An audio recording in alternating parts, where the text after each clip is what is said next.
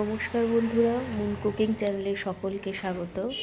আজকে আমি করব শাপলা দিয়ে চিংড়ি।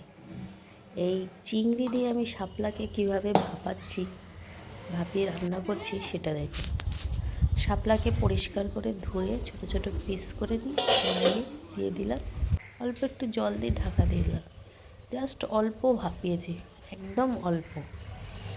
এবার চিংড়ি মাছ নিয়েছিলাম কয়েকটা, এটাকে নুন হলুদ মাখিয়ে এবার এদিকে দেখিয়ে দিচ্ছি যে আমি একটু সর্ষের গুঁড়ো একটু বাটিতে ভিজিয়ে রেখেছি। কড়াইতে তেল দিয়েছি, তেলের উপর কালো জিরে দিয়ে আমি চিংড়ি মাছগুলোকে দিয়ে দিচ্ছি।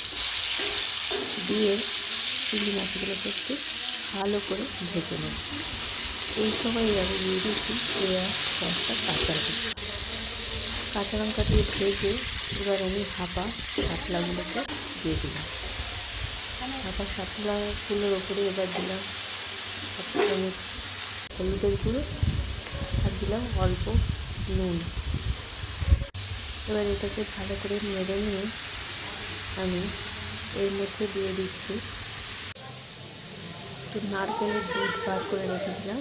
এই নারকেলের দুধ দেখছেন, বেশি দেওয়ার দরকার নেই, সব একসাথে মিশিয়ে দিচ্ছি। সর্ষের গুঁড়োর সাথে পুরোটা ঢেলে দিলাম।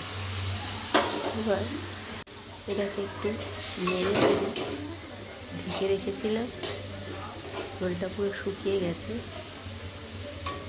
হয়ে গেছে আমার শাপলা।